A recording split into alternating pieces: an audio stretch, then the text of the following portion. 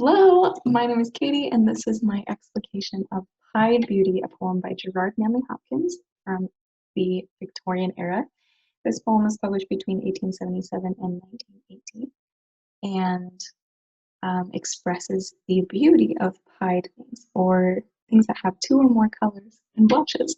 The poem starts out with "Glory be to God" and ends in "Praise Him," which I think is very interesting, but we'll get to that soon. First of all, I want to talk about format and rhyme scheme and what makes Hopkins famous. He is well known for the concept of inscape, which is when we look at the landscape around us and see within that God and how he works. So this poem, he organizes in a very unique way to his own poems. I've seen very few of his that have this kind of slanted look with the stanzas, but as you can see, the first three lines are joined together in one slant, and then the second in another slant, which kind of creates this flowing, naturey feel, but it also feels like a hymn, and the rhyme scheme kind of illustrates that. Let me scoot out of the way here. With ABC, ABC, DBC, DC. And the finale of CDC there kind of brings it really home with the final thing where he just lands it out there. He just prays him. And Hopkins himself was a convert to Christianity, so a lot of his poetry lends to his expression of faith. So I went through the poem and highlighted a bunch of things. First, we're going to talk about the yellow square around, or rectangle, around "Glory be to God," and at the end of the poem, "Praise Him." It looked to me really like he organized it as a letter, as a praise, but as a prayer that says "Glory be to God," and then talks about all these dappled things, and ends with the finale, "Praise Him." Other than that, I highlighted a bunch of more difficult words and put a box around couple color, because I'll go into that specifically. Brackets around the last two lines because they present a very interesting contrast. I'll explain that more in a second.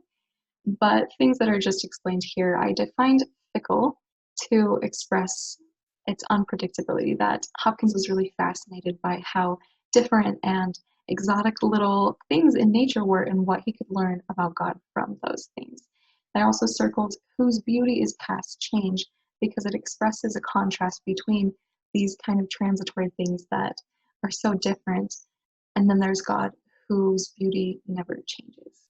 And it presents this consistency that we can always rely on, and that is beautiful in itself. A phrase I want you guys to remember for the end is also the freckled "who knows how," a very interesting personal question mark that he sticks right there in the middle of the poem. So moving forward, what are the dappled things in life? We've got sunlight, we're all familiar with that, but specific to Hopkins' poem, he talks about skies of couple color as a brinded cow. If you look at the cow's middle section there, it's got stripes like nobody's business, and it's fascinating. That's something you want to look at.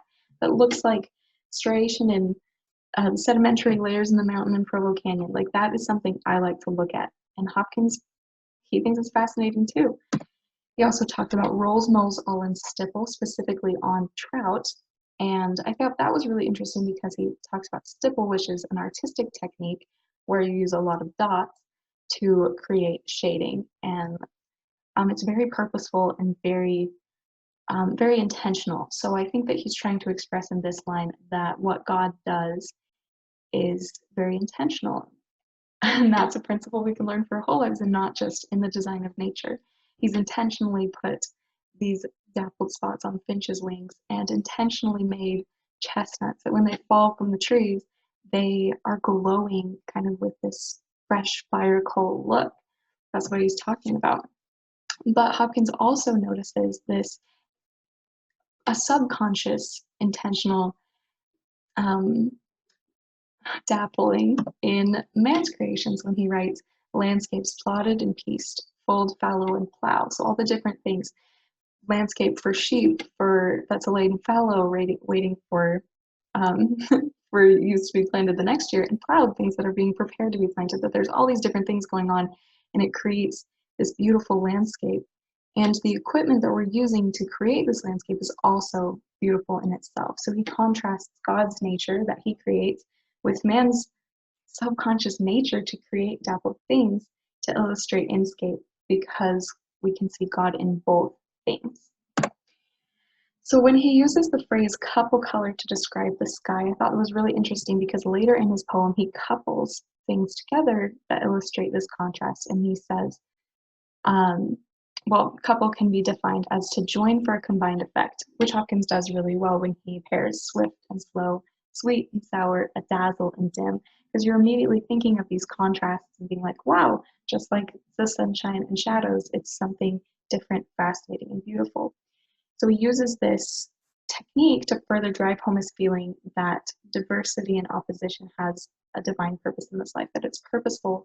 And we can think then that like when these changing, interesting, contrasting things come into our life, that God has a purpose for that. And a certain professor said, a glimpse of the inscape of a thing shows us why God created it, when he's talking about Hopkins' theories and philosophy. So I think specifically in this poem, we really do see the pied beauty of things, that there is pied beauty in God. And like freckles, we don't know who freckled all of these things, but I think Hopkins gave us a clue as to how and why they're there. So I hope you appreciate that, and have a good day.